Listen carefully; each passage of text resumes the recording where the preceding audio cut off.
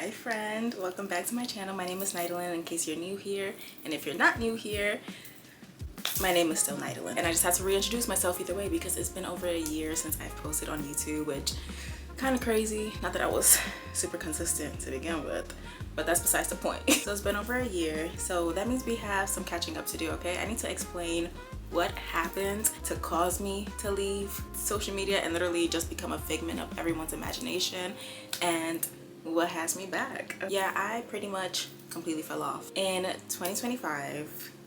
Ooh, 2025. 2025 was a really different year for me. So just to backtrack a little bit, I started out my YouTube journey, my content creation journey, just to document my weight gain journey. I started out at 106 pounds, and that was the lowest that I've ever been at, and it was definitely very uncomfortable for me because I had never been that weight before. I was really small and it was making me feel really insecure, and I decided one day to just take matters into my own hands and actually work on creating a more sustainable and healthier lifestyle and just taking control over my own body, because prior to that I just kind of let my body do its own thing. You know, I never really cared about what I ate or how little I ate or anything like that. I just let myself do whatever. But because of that, I really just did not have control, and it led me to be really insecure in myself. So I started documenting everything, and along the way I lost myself. And I know that sounds so dramatic, but just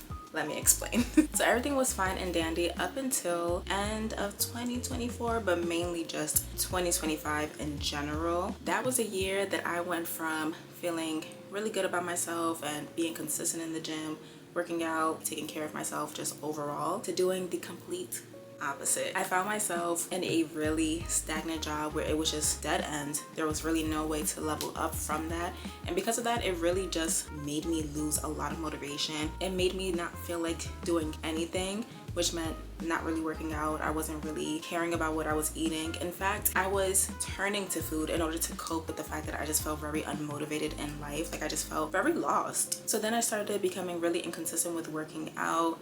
I was eating a little bit too good, and then I gained 20 pounds. Yeah. And with that weight gain, I went back to feeling how I did before starting my weight gain journey, which was feeling very insecure. So now I was kind of back to square one, but in a different form. Before, I was insecure because I was really tiny, and then I became really insecure because I was really big. At least for like my own personal preference and for my body frame, my height, I was carrying a lot, okay? Like, my butt was so big. Oh my god. Like, I used to really be that girl where it's like, listen, I just want a fatty. Like, no, sometimes too much is a little bit too much, and I had enough, and I just did not feel good mentally or physically. And truth be told, I could have just lied and been like, it's bulking season.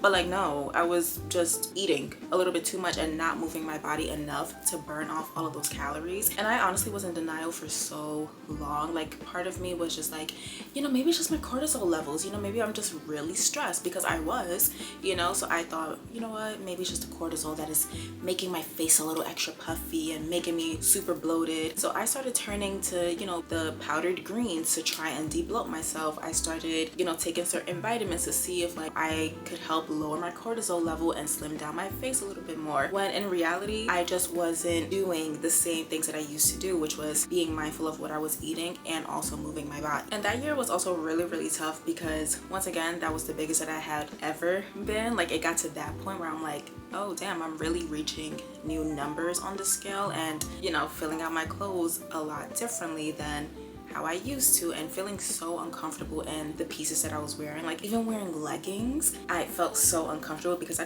was working with a lot. So even just wearing leggings, I felt really uncomfortable. And so then I found myself trying to do so many different things to kind of, you know, spark that motivation back.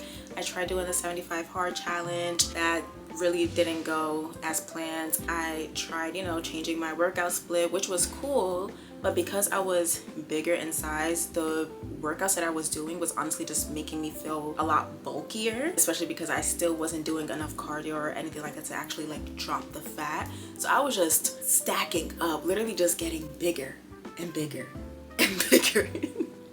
And I laugh about it because it's funny now, but like it wasn't funny in the moment. And I was so discouraged and just so unhappy. I even, you know, took the time to get my measurements taken because I wanted to see my starting point. Child, my fat percentage went up so high and my muscle mass dropped so low. It was definitely a rude awakening. The highest that I was at was 148 pounds. Now, if you know me personally, and even if you don't, I'm not a tall girl, okay? I'm a little ting, if you will. Not to be all like, I'm just so tiny and petite. But like, no, I'm small, okay? I'm very short. So that weight, that was a little bit too much for a little ting like me. I truthfully felt like I just completely fell off. Like, and I did. It really made me feel uncomfortable with even having social media and posting, because the whole point of me having Instagram and TikTok and YouTube was to document this healthy lifestyle and, you know, my fitness journey. And I wasn't doing any of the things that I was preaching, and I felt like a fraud. Like, I just felt like a straight up phony posting all of these workouts when it's like, girl, you're posting these workouts but they're not reflecting what you wanted to show, because you're not even being consistent for real. So it's like, what are you really posting for? And in a weird way too, I just felt like I was letting everyone else down, everyone who was following me to, you know, keep up with my journey. I felt like I let all of you down, you know. And it was also a really weird feeling where it's like I feel bad about myself, and I feel bad because of everybody else who has to see like, oh, she's not looking how she used to. And at the end of the day, how you treat your body in private is gonna show publicly, and I did not like the fact that it was showing publicly. So one day I just decided, you know what, I'm deactivating my Instagram. I'm not posting anywhere. I do not want to exist for real in anybody's reality.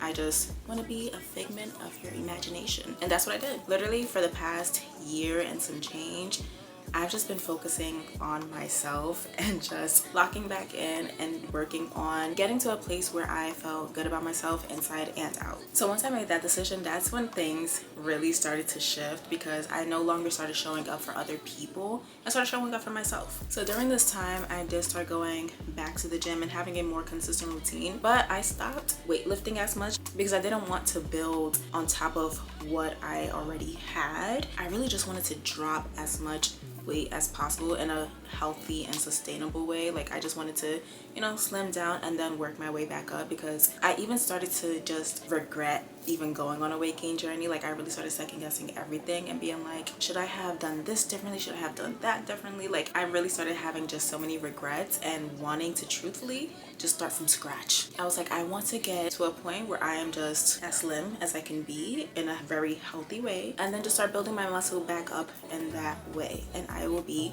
completely fine. So I started being really intentional about getting in my 10K steps. And I know that sounds so annoying, and I think because anytime I would hear people being like, oh, get your 10K steps and yada yada yada, I would just be like, oh my god. But no, like, I started locking in. I bought myself a little at-home treadmill, little walking pad, started waking up really early and just making sure that I am getting my 10K steps, because otherwise I was just laying in bed not doing anything, just literally being a whole couch potato, and that was obviously doing harm to me. So I got myself a little walking pad, was doing my little walks every day, even started jogging a little bit on it, going back to the gym and also doing my cardio there.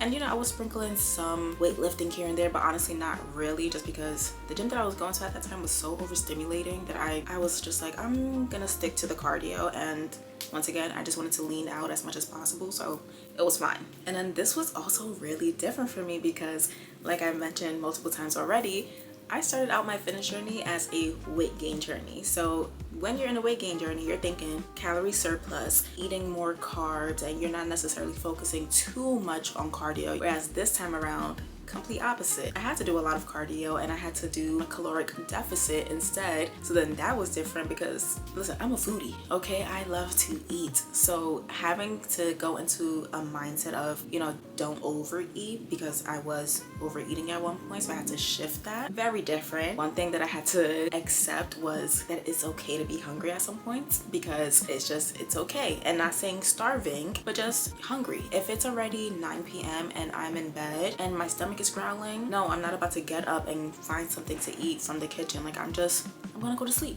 it's okay because it's already 9 o'clock. I'm ready for bed. The day is over with. And another thing that I started practicing was intuitive eating. So I was definitely somebody that would eat up until I felt full, you know, like that. Just, you gotta unbuckle your pants and sit back and you're just like, oof, that kind of full. Yeah, I stopped doing that. I had to tell myself to eat up until I'm like, okay, that was good. Like, I'm good now, I'm satisfied. And that was really, honestly, another really big change that I made, to where I had to acknowledge when I felt satisfied and not go past that. Because once you go past that, that's when you're really overeating. And that's when you're gonna feel super tired afterwards and you're like, okay, now I'm gonna go take a nap. And you're once again just being a couch potato. You're not doing anything to like burn off of that food, you know, you're just going to sleep. Not really helping yourself out right there. But another thing that really helped me was going into it not seeing it as like a weight loss journey or anything like that, because I think that could have been something that became very obsessive to me, because at that point I was really uncomfortable to where I'm like, I just need to drop this weight as fast as possible. And that can go south really quick. So instead of looking at it as like a, listen, this is a weight loss journey and I'm on a diet, I was just focusing on getting back into alignment, taking care of myself, eating the way that I should have, and moving my body enough, and just making sure that I'm honoring my body. And honestly, those were just the simple changes that I made to make the progress that I needed to see and I wanted to see. Because I think that people make fitness and taking care of yourself a lot more complicated than it needs to be. It really doesn't have to be that way. You don't have to go into it just counting every single calorie if it's not going to be healthy for you. You know, just change your portion sizes. Ugh.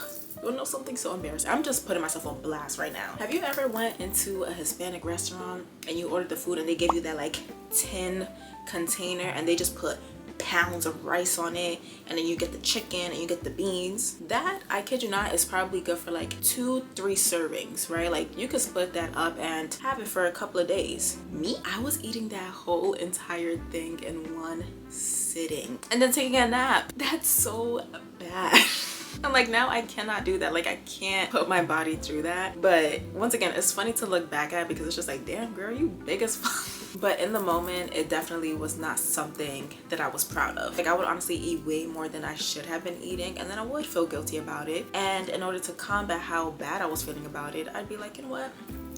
Now I need something sweet. Now I need a little pick-me-up.